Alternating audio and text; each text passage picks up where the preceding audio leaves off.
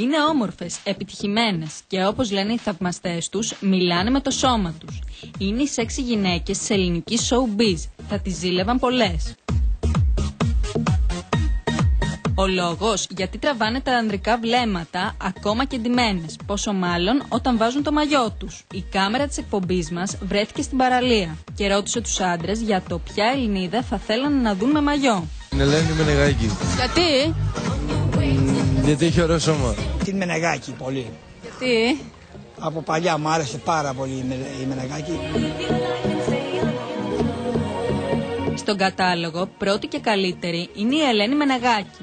Η παρουσιάστρια από την πρώτη στιγμή που εμφανίστηκε εντυπωσίασε τόσο το ανδρικό κοινό αλλά και το γυναικείο με το εντυπωσιακό της σώμα.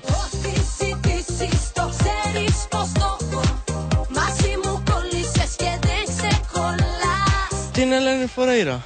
Για ποιο λόγο? Γιατί πολύ απλά είναι ωραία γυναίκα. Η Ελένη Φουρέιρα δεν χρειάζεται συστάσεις. Η διάσημη τραγουδίστρια που πραγματικά το έχει, όπως λέει και το νέο της hit, είναι μια μεσογειακή γυναίκα που θέλουν να δουν με μαγιό οι άντρες της παραλίας. Την Κατερίνα Στιχούδη. Για ποιο λόγο?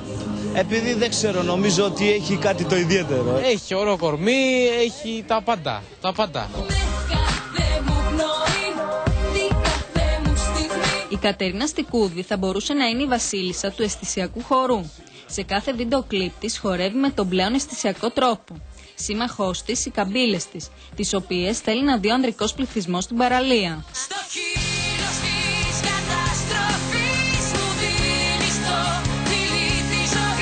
Την Έλληνα Παπαρίζου, ξέρω εγώ. Για ποιο λόγο? Ξέρω εγώ, επειδή μου αρέσει. Την Παπαρίζου. Για ποιο λόγο? Μ' αρέσει πολύ.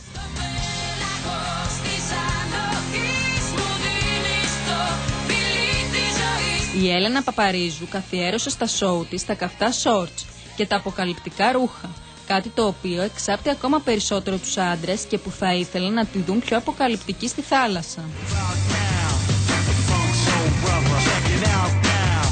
Τη Μαρία Κορινθίου. Γιατί? Γιατί μ' αρέσει η γυναίκα. Κορινθίου. Για ποιο λόγο? Επειδή είναι πιο ωραία από όλες. Το top 5 των καυτών εμφανίσεων συμπληρώνει η σεξι μαμά Μαρία Κορινθίου με το πληθωρικό της μπούστο. Το χυμώδες σώμα της, παρά το γεγονός ότι είναι μανούλα, κάνει τους άντρες να σταματούν στο πέρασμά της.